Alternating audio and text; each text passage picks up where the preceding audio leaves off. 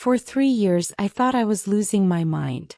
My mother-in-law whispered poison in my husband's ear every single day, turning small disagreements into marriage-ending crises. Then I installed a simple voice recorder in my own home. What I captured changed everything, exposing a manipulation campaign so calculated, so cruel, that even her own son couldn't defend her anymore. My name is Sage, and at 28 years old I thought I had the perfect marriage. My husband Marcus and I met in college, fell deeply in love, and built what I believed was an unshakable partnership.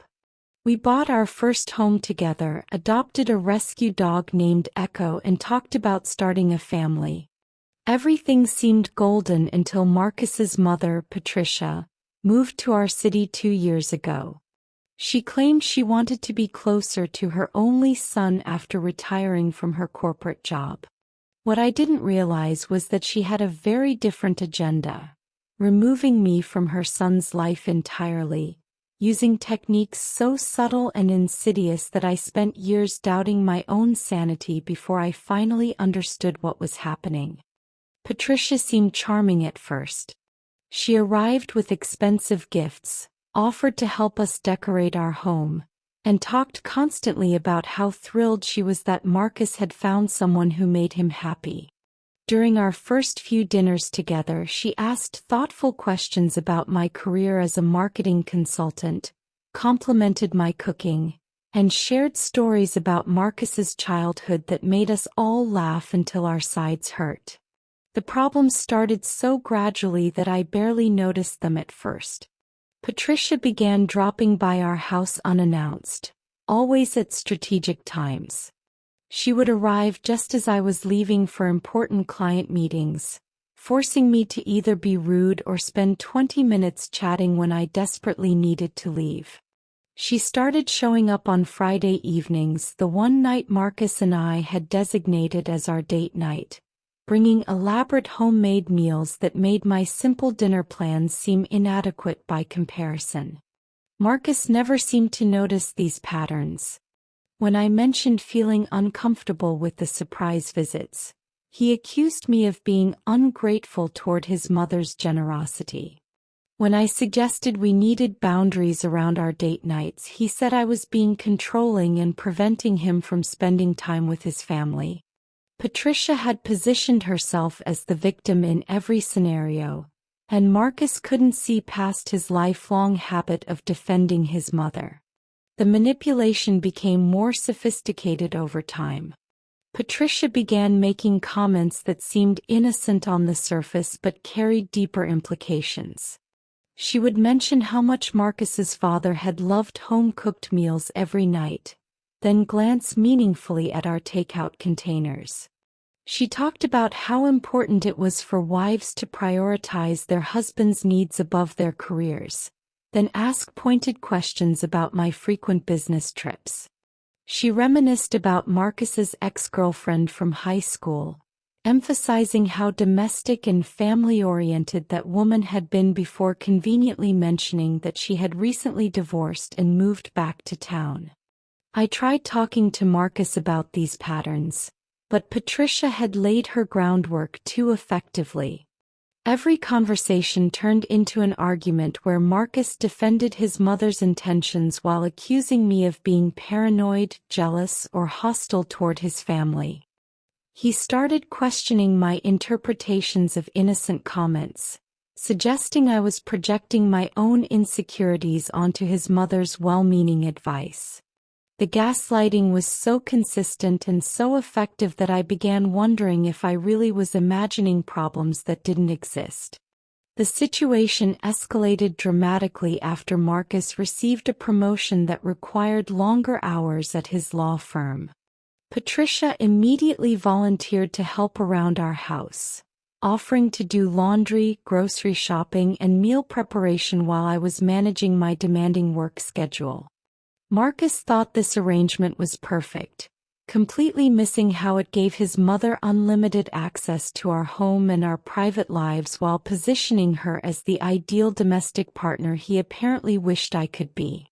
Patricia used her time alone in our house strategically. She rearranged my kitchen cabinets to be more efficient, subtly implying my organizational skills were lacking. She bought new towels and bedding in styles she preferred, then mentioned how nice the house looked now that someone was properly taking care of it. She started leaving notes for Marcus about things that needed fixing around the house, creating a narrative that I was neglecting our home while pursuing my selfish career ambitions. The psychological warfare became more intense during family gatherings. Patricia would share stories from Marcus's childhood, carefully edited to emphasize themes of maternal sacrifice and devotion.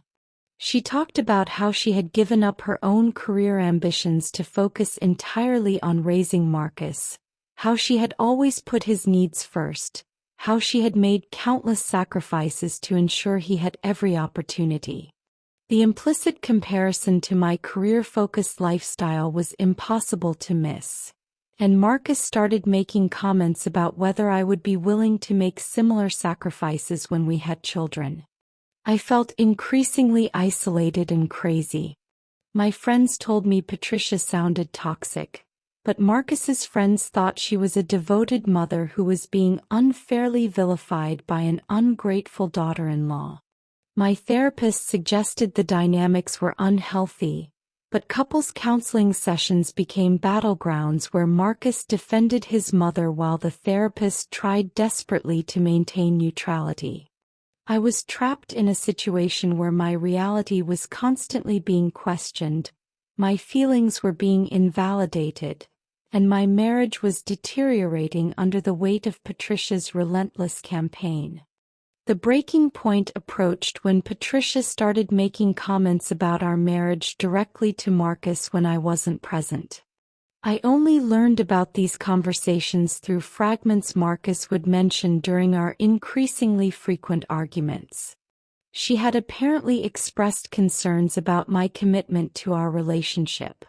She had noticed I seemed distant and distracted.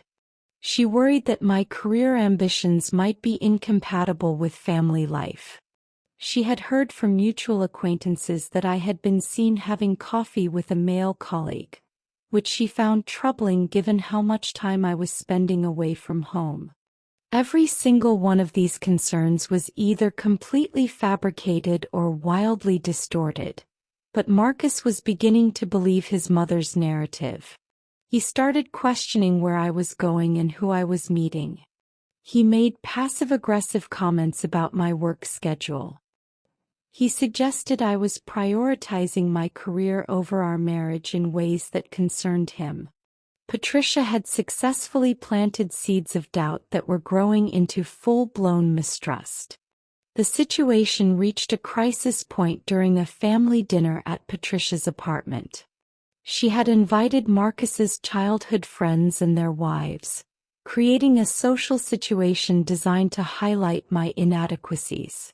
The other wives were stay-at-home mothers who spent the evening discussing recipes, decorating projects, and child-rearing philosophies while I sat awkwardly trying to contribute to conversations about topics I knew nothing about. Patricia made a point of praising these women effusively, talking about how wonderful it must be for their husbands to come home to such devoted, family-oriented wives.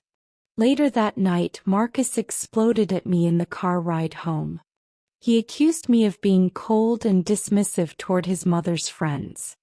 He said I had made no effort to fit in with his social circle. He questioned whether I actually wanted the same things he wanted from life. The argument was brutal and revealed how deeply Patricia's poison had infected his thinking. He wasn't seeing our relationship through his own eyes anymore. He was seeing it through his mother's carefully constructed lens of doubt and disappointment. I felt my marriage crumbling and had no idea how to stop it. Patricia had created a situation where any defense I offered sounded like criticism of Marcus's beloved mother, and any evidence I presented was dismissed as paranoid conspiracy thinking. I was fighting a ghost, An invisible enemy who smiled sweetly to my face while systematically destroying my marriage behind the scenes. The final escalation came when Patricia started suggesting to Marcus that we needed time apart to reconsider our priorities. She offered to let him stay at her apartment a few nights a week so he could have space to think clearly about what he wanted from his marriage. She talked about how important it was to be certain before bringing children into an unstable relationship. She planted the idea that maybe we had rushed into marriage before truly understanding whether we were compatible long-term. Marcus started spending more nights at his mother's apartment. Our communication deteriorated into hostile text exchanges and arguments about logistics. Patricia had successfully created physical and emotional distance between us, and I felt powerless to stop the process. My marriage was dying and I didn't even fully understand what weapon had been used to kill it. That's when I made the decision that would change everything. I realized I needed evidence, concrete proof of what Patricia was doing when I wasn't present. I needed Marcus to hear his mother's manipulation in her own words, without my interpretation, without my emotional filter. I needed reality documented in a way that couldn't be disputed or reframed. I purchased a voice-activated recorder online, a small device designed for students to record lectures but perfectly suited to my purposes. I placed it discreetly in our living room bookshelf, positioned so it would capture conversations clearly while remaining completely invisible. I felt guilty about the deception, but I was fighting for my marriage against an enemy who had been deceiving everyone for years. Sometimes you need to fight manipulation with documentation. The device sat quietly for 3 days, recording nothing particularly interesting while I waited anxiously to see if my suspicions would be validated. Then Patricia made one of her unannounced visits while I was supposedly at a client meeting. I had actually stayed home working remotely that day, but I remained in my home office with the door closed, letting the recorder do its job in the living room where Patricia thought she was alone with her son. What the device captured was more damaging than I had even imagined. Patricia spent 45 minutes systematically undermining our marriage with a precision that suggested years of practice. She told Marcus that his father's coworkers had mentioned seeing me having lunch with the same man multiple times, implying an affair she had absolutely no evidence for. She said that her friends had commented on how much weight I had gained and how I was letting myself go since the wedding. She expressed concern that I might have mental health issues based on mood swings she claimed to have observed. But the most devastating part was hearing her explicitly articulate her strategy. She told Marcus that sometimes wives needed a wake-up call to understand what was truly important. She suggested that if he stayed at her apartment more often, I would realize how much I needed him and would hopefully start making the changes necessary to become the wife he deserved. She actually used the word strategy when discussing how to handle our marriage, as if my relationship was a corporate problem requiring tactical manipulation to achieve desired outcomes. I sat in my office with headphones on, listening to the recording and feeling a mixture of validation and fury. I had been right about everything. Patricia had been orchestrating our problems deliberately, methodically, with the explicit goal of either controlling our marriage completely or ending it so her son could find someone more compliant. My sanity had been intact the whole time. I had just been fighting an opponent whose weapons were invisible to everyone except me. I spent 2 weeks documenting everything with methodical precision. I continued recording Patricia's visits and captured multiple conversations where she manipulated Marcus, criticized me with false or exaggerated information, and explicitly discussed strategies for driving wedges between us. I compiled a comprehensive file with timestamps, transcripts, and audio files organized by theme and severity. I prepared materials like I was building a legal case because in a sense I was prosecuting Patricia for crimes against my marriage. I also consulted with a family therapist privately, playing some of the recordings and asking for professional assessment. The therapist confirmed that Patricia's behavior constituted severe psychological abuse and manipulation, and provided documentation of her expert opinion that the relationship dynamics were toxic and required immediate intervention. This professional validation gave me confidence that I wasn't overreacting or misinterpreting the evidence. I scheduled a meeting with Marcus under the pretense of wanting to discuss our marriage seriously without anger or accusations. I rented a conference room at a local hotel so we would have neutral territory and privacy. I prepared everything like a presentation, because I knew I would only have one chance to break through years of Patricia's conditioning. If I failed to make my case convincingly, Marcus would dismiss the evidence and our marriage would be finished. The night before our meeting, I barely slept. I rehearsed what I would say, how I would present the evidence, how I would help Marcus understand what had been happening to us.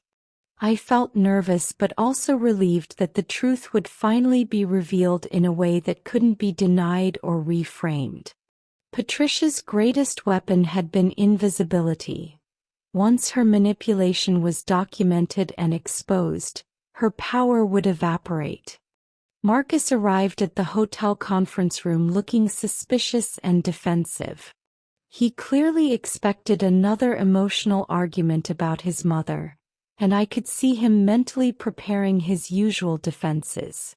I asked him to sit down and simply listen without interrupting, explaining that I had something important to show him that might change his perspective on everything we had been arguing about for months. I started by playing the first recording, the one from Patricia's visit where she had fabricated affairs and mental health issues while explicitly discussing her strategy for manipulating our marriage. I watched Marcus's face as he listened to his mother's voice, so different from the sweet, concerned tone she used when I was present. The color drained from his face as the reality hit him. His mother, whom he had defended so fiercely, had been systematically lying to him and deliberately sabotaging his marriage. I played 5 more recordings, each revealing different aspects of Patricia's campaign. In one, she complained bitterly about what an ungrateful daughter-in-law I was despite everything she had done for us. In another, she discussed how much better Marcus's life would be if he had married his high school girlfriend. In the most damaging recording, she talked explicitly about her plan to create enough distance between us that divorce would become inevitable, then help Marcus find a more suitable wife who understood the importance of family values. Marcus was devastated. He kept asking me to stop the recordings, then asking me to play them again because he couldn't believe what he was hearing. He apologized repeatedly, his voice breaking with emotion. He said he felt like his entire understanding of reality had been shattered.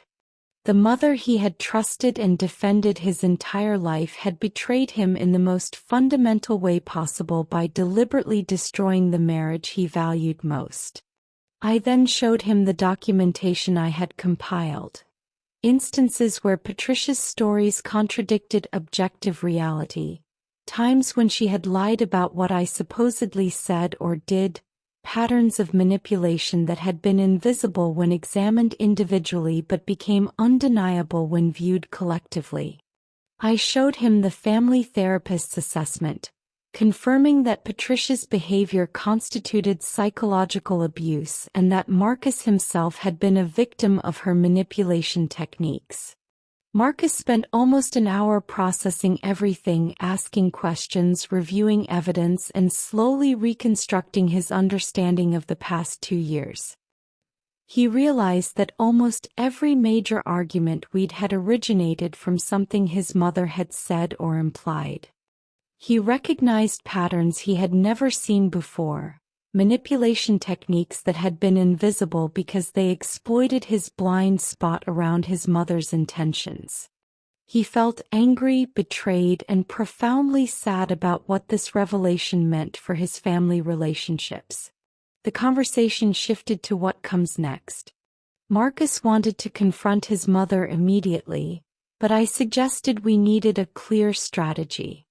We discussed boundaries, consequences, and what kind of relationship, if any, we could maintain with Patricia given her behavior. Marcus agreed that his mother could no longer have unsupervised access to our home or our marriage. We drafted a joint statement outlining new expectations and consequences if those expectations weren't met. 2 days later, Marcus called his mother and asked her to meet us at a coffee shop. Patricia arrived cheerful and unsuspecting, clearly believing she was making progress in her campaign to drive us apart. Marcus played 30 seconds of one recording, then asked her to explain what he was hearing. Patricia's face went through a remarkable transformation as she realized her manipulation had been documented. She immediately began deflecting, claiming she had been taken out of context, insisting that I had clearly edited the recordings to make her look bad. Marcus played another recording, then another, each one destroying Patricia's attempts at denial. He presented the evidence methodically, cutting through her excuses and false justifications. When she tried to claim she had only been trying to help, he played the recording where she explicitly discussed her strategy for ending our marriage. When she insisted she was just a concerned mother, he played the recording where she described me as an obstacle to be removed from her son's life. Patricia tried multiple manipulation tactics during that confrontation. She cried and played the victim, claiming we were being cruel to her. She accused me of poisoning Marcus against his own mother. She threatened to cut off contact entirely if we didn't stop attacking her. But Marcus remained firm, his eyes finally opened to his mother's true character. He outlined our new boundaries. No more unannounced visits, no more unsupervised time in our home, no more comments about our marriage or my character, and mandatory family therapy if she wanted to maintain any relationship at all. Patricia refused to accept these terms and stormed out of the coffee shop, declaring that Marcus would eventually realize his mistake and come crawling back to her when his terrible wife inevitably destroyed his life. Marcus let her leave without trying to stop her, looking emotionally exhausted but also relieved that the confrontation was finished. The weeks following our confrontation brought unexpected peace to our marriage. Without Patricia's constant interference and manipulation, Marcus and I remembered why we had fallen in love in the first place. We went back to therapy together, this time with all the cards on the table, and worked through the damage her campaign had caused. Our therapist helped Marcus process the betrayal by his mother and develop healthier boundaries around family relationships. Marcus sent his mother a formal letter reiterating our boundaries and inviting her to family therapy if she wanted to rebuild trust. Patricia responded with a message blaming me for brainwashing her son and declaring that she would wait for the day when Marcus finally saw through my manipulation. She hasn't attended a single therapy session and has made no genuine effort to acknowledge her behavior or apologize for the damage she caused. Some of Marcus's extended family believed Patricia's version of events, accusing us of cutting off a loving mother for no good reason. But several family members privately reached out to share similar experiences with Patricia's manipulation over the years. Marcus's aunt revealed that Patricia had driven away 2 previous girlfriends using similar tactics before I came along. These revelations helped Marcus understand that his mother's behavior was a long-standing pattern, not a recent aberration caused by stress or concern. Our marriage has become stronger than ever. Marcus now recognizes manipulation tactics immediately and shuts them down without hesitation. We've developed communication patterns that prioritize honesty and directness over protecting feelings or avoiding conflict. We check in regularly about how we're feeling about family boundaries and make adjustments together when necessary. The most unexpected outcome was how many people reached out after hearing our story. Friends and colleagues shared similar experiences with toxic in-laws, and several asked for advice about documenting manipulation in their own relationships. I realized how common these dynamics are and how many people are suffering in silence because the manipulation is invisible to everyone except the direct victim. This experience taught me several crucial lessons about relationships, boundaries, and trust. First, your sanity and perception of reality are valuable beyond measure. When someone consistently makes you question your own judgments and experiences, that's not love or concern. That's abuse. Trust your instincts when something feels wrong, even if everyone around you insists you're imagining problems. Second, documentation is essential when dealing with manipulative personalities. Without those recordings, Marcus would never have believed the extent of his mother's manipulation because she was skilled at maintaining plausible deniability. When someone's words and actions contradict their stated intentions, gathering evidence protects you from being gaslit into doubting your reality. Third, boundaries are non-negotiable in healthy relationships. Patricia's access to our marriage should have been limited from the beginning, regardless of how much Marcus loved his mother. Protecting your primary relationship sometimes means disappointing or upsetting other people who have different expectations about their role in your life. Finally, confronting manipulation directly with evidence and firm consequences is the only effective response to these dynamics. Being nice, understanding, or accommodating towards someone who is actively working to destroy your relationship just enables their behavior. Sometimes love means protecting your marriage from people who claim to have your best interests at heart while actually serving their own agenda. If this story resonated with you, please subscribe to this channel for more strategic revenge stories analyzed in depth. Drop a comment below sharing whether you think Patricia can ever rebuild trust with her son, or if some betrayals are simply too fundamental to overcome.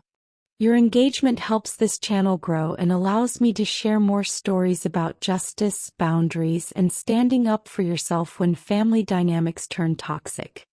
Thank you for watching, and remember, trust your instincts, document reality, and never apologize for protecting your peace.